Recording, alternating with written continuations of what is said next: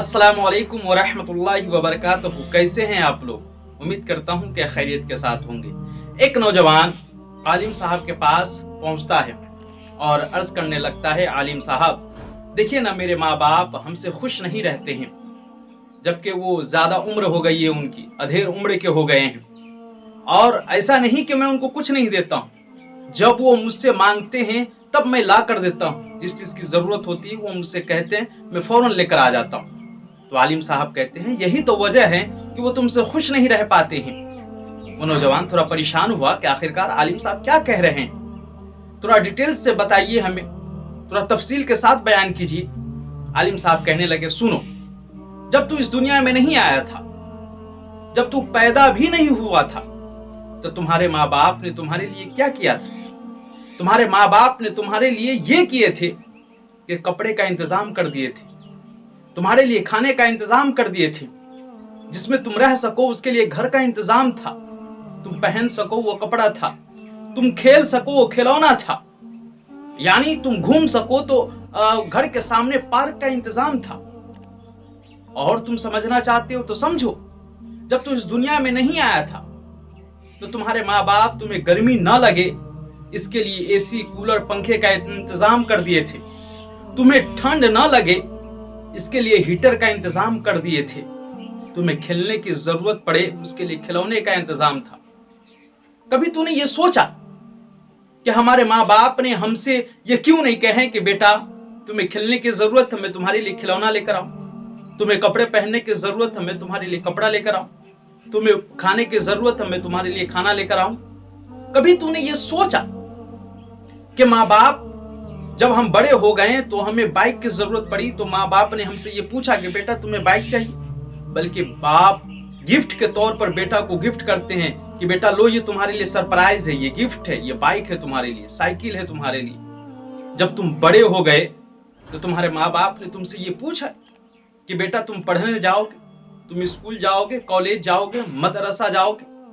बल्कि माँ बाप समझते थे कि मेरा बच्चा जवान हो गया है, मेरा बच्चा बड़ा हो रहा है, इसको पढ़ने की जरूरत है, आला तालीम हासिल करने की जरूरत है, समाज में कुछ नाम रोशन करेगा, मेरा भी नाम रोशन करेगा, दुनिया में रहकर ये अपनी पहचान बनाएगा।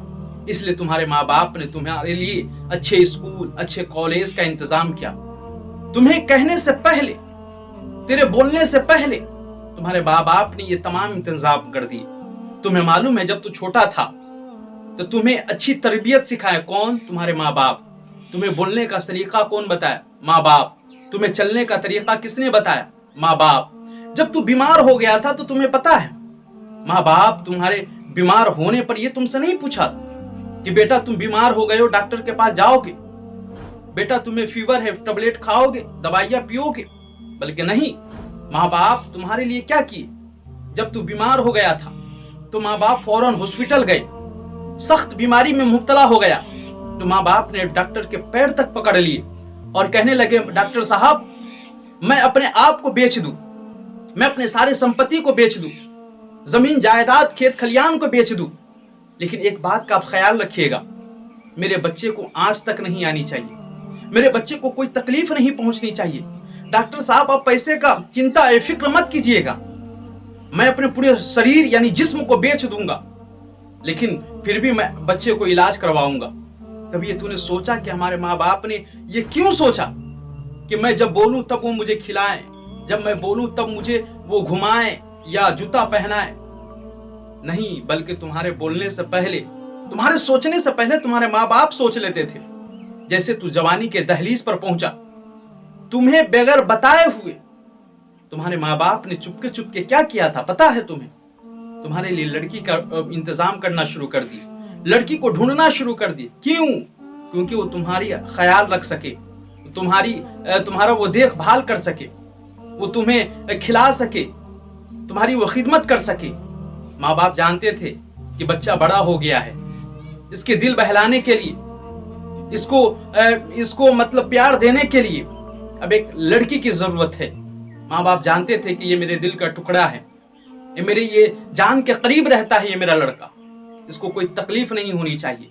तुम्हारे माँ बाप ने तुम्हारे लिए लड़की का इंतजाम किया, जिसको बीबी के शक्ल में दिया, तुम जानते हो कि जब तू छोटा था तो माँ बाप ने तुम्हारे सर में तेल डाला, कंघा किया।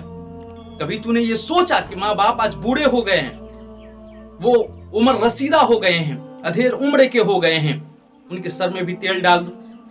तूने सोचा कि उनके सर में भी कंघा कर दूं, उनके पांव को दबा दूं? कभी ने आपने सोचा कि जो माँ बाप मेरे कहने से पहले बचपन में घुमाने के लिए ले जाया करते थे, वो जब बूढ़े हो गए तो तुमने कभी सोचा कि कहीं शहर घुमा दूं, कहीं पार्क घुमा दूं?